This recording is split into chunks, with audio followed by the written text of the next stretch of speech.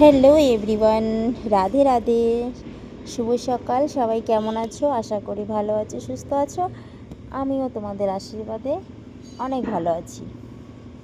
তো দেখো, আজকে আবার একটা ব্লগ নিয়ে চলে এসেছি। আর মাঝখানে অনেক দিন হয়েছে ব্লগ দিতে পারিনি, কারণ একটু ব্যস্ত ছিলাম। একটু গ্রামের বাড়িতে আসা যাওয়া, ভাইয়ের বাড়িতে অনুষ্ঠান, মানে এই করে এদিক ওদিক করে অনেকটা সময় চলে গেছে। তো তোমাদের সঙ্গে কোনো ভিডিও শেয়ার করতে পারিনি। তো ভিডিওগুলো বানানো ছিল, অনেক দিন হয়েছে, কিন্তু এডিট করা হয়নি বলে ছাড়তেও পারিনি।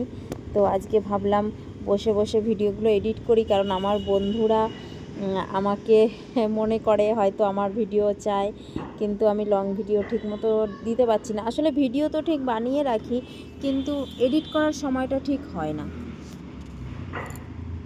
তো আজকে ভাবলাম চলো, আজকে আর অপেক্ষা নয়, আজকে তোমাদের সঙ্গে একটা ভিডিও শেয়ার করি।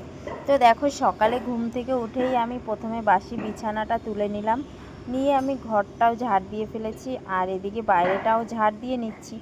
আর জানো তো, এখন তো এই শীতের সময়, জানো, হাওয়া দেয় খুব, আর এত পাতা পড়ে না, একটা দিন যদি একটু ঝাড় দিতে দেরি হয়ে যায় তো মনে হয় কি বাড়ির দিকে তাকানোই যায় না, মনে হয় যেন কতদিন ঝাড় দিইনি। আর সেই কারণেই না, মানে সকালে অনেক কাজ থাকে, রান্না বান্না থাকে, যেহেতু তোমাদের দাদাভাই অনেক সকালে উঠে পড়ে, আমারও আগে উঠে পড়ে, 6টার সময় উঠে পড়ে, আমি উঠতে উঠতে 6:30 বেজে যায়। তো তোমাদের দাদাভাই উঠে ভাতটা বসিয়ে দেয়, তো তারপরের কাজগুলো আমাকে একটু তাড়াহুড়ো করে করতে হয়, কারণ সবজিগুলো করতে হয়। আর তোমাদের দাদাভাই সবজিগুলো কখনো কখনো একটু গুছিয়ে দেয়, কেটে কুটে দেয়, আবার কখনো কখনো তোমাদের দাদাভাইয়েরও তো অনেক কাজ থাকে না, তবুও যতটা করে দেয় এটাই আমার অনেক। তো সেই কারণে আমি ঝটপট করে ঝাড়ুটা দিয়ে নিয়েছি। আর এদিকে আমি দেখো রান্না করতে করতে ব্রাশ করে নিলাম, আর এদিকে জামা কাপড় ভিজিয়ে দিয়েছি। তো ভাবলাম চলো আগে ব্রাশটা করে একটু চা খেয়ে নিই। আর শীতের সকালে যদি একটু গরম গরম চা খাওয়া যায়, তাহলে মনে হয় কি কাজের এনার্জিটা একটু বেশি হয়।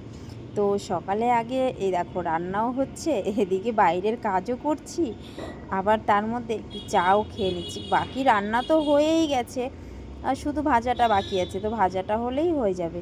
তো আমি একটু চা করে নিলাম, আর এই যে চাটা খেয়ে দেখো জামা কাপড় ধুয়ে রোদে শুকাতে দিয়ে দিয়েছি। এবার দুপুরে হচ্ছে ঘর মোছা, চিকুসোনাকে স্নান করানো, পুজো দেওয়া, স্নান করা, এই সব কাজগুলো। তো সেই কাজের মধ্যেই দেখো চলে এসেছে আমাদের একটা ভাইয়ের বউ হয়, আমার বাবার বাড়ির পাশে থাকে। তো ওর কালকে কোনো অনুষ্ঠান আছে, ওর মেয়ের নাচের ক্লাস আছে। তো ও বলছিল, দিদি তাড়াতাড়ি একটু আমার ভুরুটা একটু তুলে দাও, আজকে আমার এক জায়গায় যাওয়ার আছে।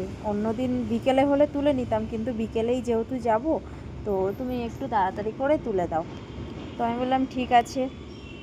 আমার এদিকে দেরি হয়ে যাচ্ছে, কারণ কি জল এসে গেছে, 1টা বেজে গেছে, চিকুসোনাকে স্নান করাই 1:30টার মধ্যে, তো একটু দেরি হয়ে যাবে। তবুও আমি মনে করি আমি হাতের যে কাজটা জানি, সেই কাজটাতে যদি কোনো কাস্টমার আসে আমি তাকে ফিরিয়ে দিই না, আমার একটু সময় লাগুক, একটু দেরি হোক, তবুও আমি সেই কাজটা করার চেষ্টা করি, কারণ কি এটাও তো আমার একটা কাজ।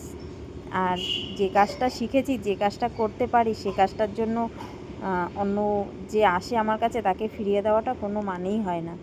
তো আমার ভিডিওটা এই অবধি, সবাই ভালো থেকো।